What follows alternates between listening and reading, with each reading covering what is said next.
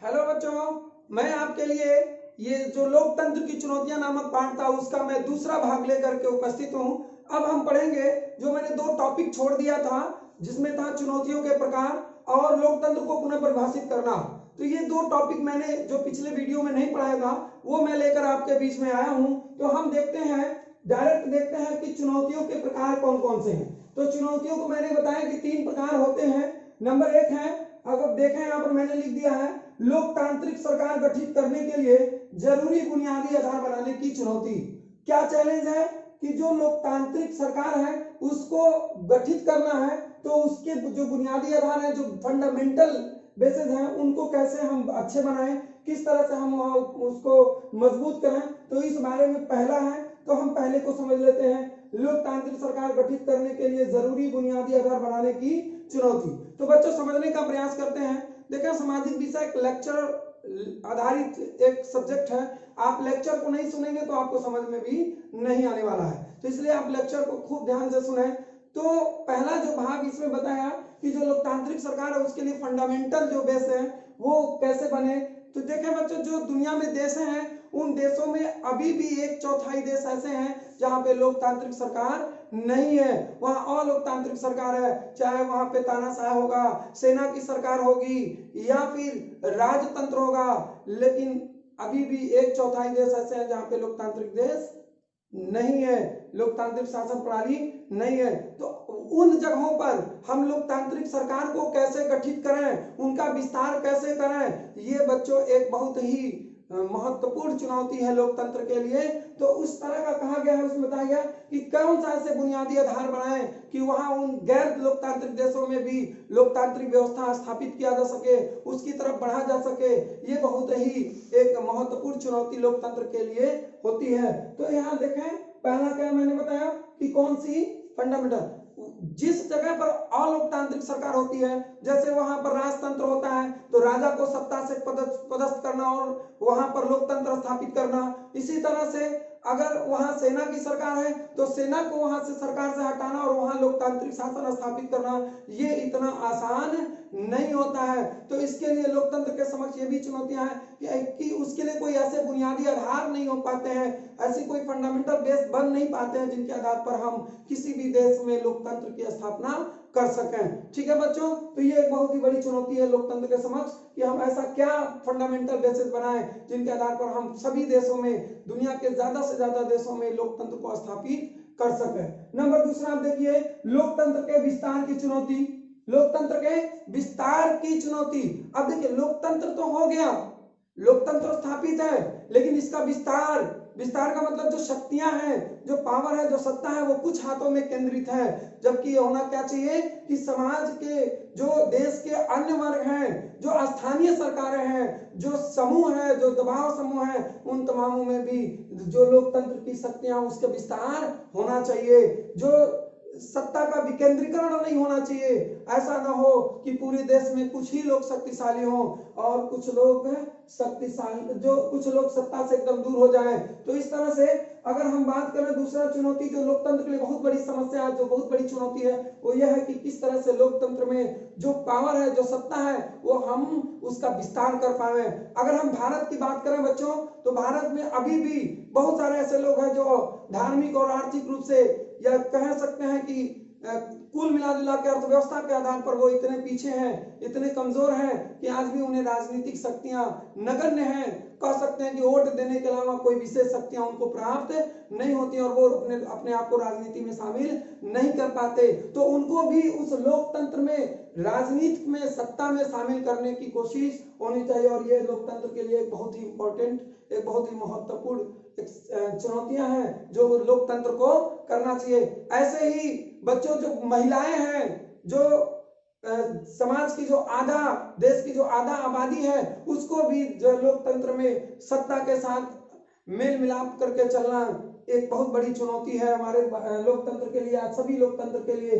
तो इस तरह से हम कहें कि लोकतंत्र के विस्तार की चुनौती जो दूसरा है वो क्या है कि सत्ता का किस तरह से हम विस्तार करें, किस तरह से हम सभी लोगों को उस शासन में सत्ता में साझेदारी बना सकें। ये बहुत बड़ी लोकतंत्र के लिए चुनौतियां होती है। क्या होता है कि सभी लोग सत्ता में शामिल नहीं हो पाते, सभी लोग साझेदारी नहीं कर पाते। मैंने बताया आर्थिक रूप से पिछड़े हुए लोग अपने आप को राजनीति से अलग करते हैं, उनको केवल यही मालूम है कि हमको वोट देना है और वो अपने आप को एक वोटर के रूप में ही गिनती करते हैं। राजनीति में उनका कोई बहुत भागीदारी नहीं होता। इसी तरह से महिलाएं भी, बहुत कम महिलाएं ऐसी हैं जो राजनीति में दिलचस्पी लेती हैं। तो इस तरह से हम कह सकते हैं देश की आधी आबादी में बहुत मामूली से लोग हैं, बहुत मामूली सी परसेंटेज हैं जो राजनीति में या लोकतंत्र में या उसकी गुण और दोष के बारे में कोई दिलचस्पी लेती हैं। तो ये भी एक बहुत स्थानीय जो संस्थाएं हैं, जो सरकारें हैं, उनको शक्तियां बहुत हद तक नहीं प्राप्त होती हैं। तो वहां भी जाकर के स्थानीय सरकारों को भी शक्तिशाली बनाना है और उसको भी सत्ता के मुख्य धारा के साथ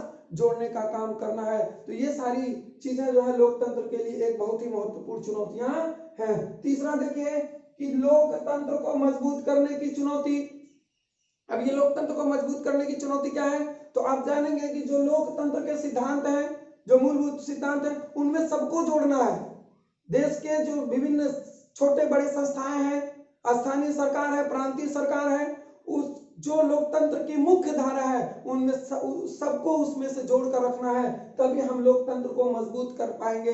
अगर हम सबको लोकतंत्र में मजबूत करना है तो निश्चित तौर पे स्थानीय सरकारों को, समाज के सभी वर्गों को, जो मतभेद हैं, जो विभिन्नताएं हैं, उनको सबको मजबूत करने की जरूरत है और उनको भी शासन में सहभागिता करने की जरूरत है ताकि हम लोकतंत्र को और मजबूत बना सकें। तो ये हमारा भारत देश, अभी मैंने पिछले वीडियो में बताया सांप्रदायिकता, मैंने बताया आपको जातिवाद, मैंने बताया निरक्षरता, ये कुछ ऐसे कारण हैं बच्चों जिसकी वजह से लोकतंत्र को मजबूत करने की जो चुनौती है वो और अधिक बढ़ गई है, क्योंकि वो अपने अधिकारों को, अपने कर्तव्यों को, अपनी जो उनकी मूलभूत आवश्यकताएं हैं उनको किस तरह से मांगा जाए वो नहीं समझ पाते और वो अपने आप को राजनीति से और सत्ता से, शासन से के मुख्य धारे से अपने आप को स्वयं को नहीं जोड़ पाते।